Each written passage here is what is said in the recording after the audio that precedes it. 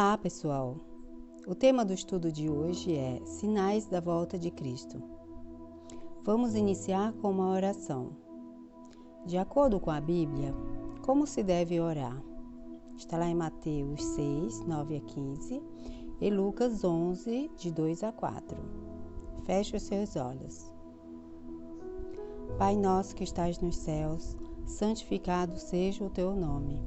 Venha a nós o teu reino. Seja feita a tua vontade, assim na terra como no céu. O pão nosso de cada dia dai-nos hoje. Perdoe as nossas dívidas, assim como nós perdoamos aos nossos devedores. Não nos deixes cair em tentação, mas livre-nos do mal, porque teu é o reino, o poder e a glória para sempre. Amém.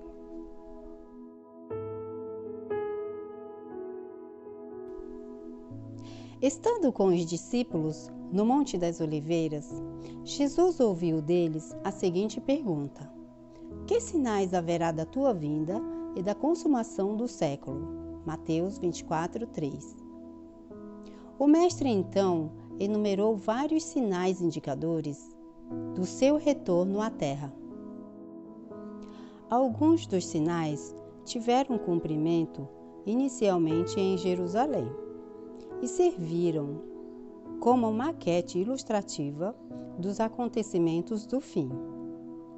Outros sinais, porém, estão se cumprindo agora, em nossos dias. Quais são eles? Que sinais seriam vistos no mundo social antes da volta de Cristo? Está lá em Mateus 24, 6, 7 e 10 e 2 Timóteo 3, 1 a 4. Ouvireis falar de guerras e rumores, nação contra nação, e haverá fome em vários lugares. Jesus advertiu aos primeiros cristãos que estas coisas eram apenas o princípio das dores, e não um sinal que o mundo acabaria imediatamente. Estes sinais têm se cumprido ao longo da história, mas ocorrerão com maior intensidade e rapidez antes da vinda de Jesus. Que 3 grandes sinais no mundo natural indicam a proximidade da volta de Jesus? Está lá em Mateus 24, 7 e 29. Primeiro, terremotos. Segundo, escurecimento do Sol e da Lua, que já ocorreram anteriormente no dia 19 de 5 de 1780. E terceiro, queda de meteoros, que também já ocorreram no dia 13 de 11 de 1833. Os sinais destroem pessoas, fauna e flora e indicam que Satanás está agindo apressadamente, pois pouco tempo lhe resta. Apocalipse 12, 12. Ao longo do tempo, a intensidade e a frequência dos sinais aumentam e refletem nas doenças incuráveis, na extinção das espécies de fauna e flora, nos desastres naturais e na desestruturação moral da sociedade. Que sinais seriam vistos no mundo religioso antes da volta de Cristo? Está lá em Mateus 24, 4, 5, 11 e 24. Haverá falsos cristos e falsos profetas, e o engano será baseado em sinais e prodígios. Qual é a motivação dos falsos profetas ao pregarem a Bíblia? Está lá em 2 Pedro 2, 1 a 3. Avareza. No sermão escatológico, Jesus enfatiza que o engano será um instrumento mais poderoso nestes dias finais, que, se possível, enganariam os próprios escolhidos. Mateus 24, 24. Todo aquele que em sua sinceridade busca a Deus não será deixado em trevas em relação ao caminho que deve seguir. Ao homem que teme ao Senhor, Ele o instruirá o caminho que deve escolher. Salmos 25, 12. Paulo fala de outro evangelho que está sendo pregado. Gálatas 1, 6. O que fazer para não ser enganado? 1 João 4:1.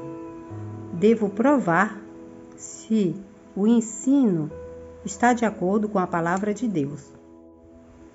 Mateus 24:14 e Apocalipse 14, de 6 a 12, apresenta a pregação do Evangelho em todo o mundo. Esse não é um evangelho barato, baseado em tradições e ensinos humanos, mas é o evangelho eterno, que foi atacado pelo inimigo de Deus ao longo da história. Daniel 8, 11 e 12. Além desses, que sinal foi mencionado por Cristo? Está lá em Mateus 24:14.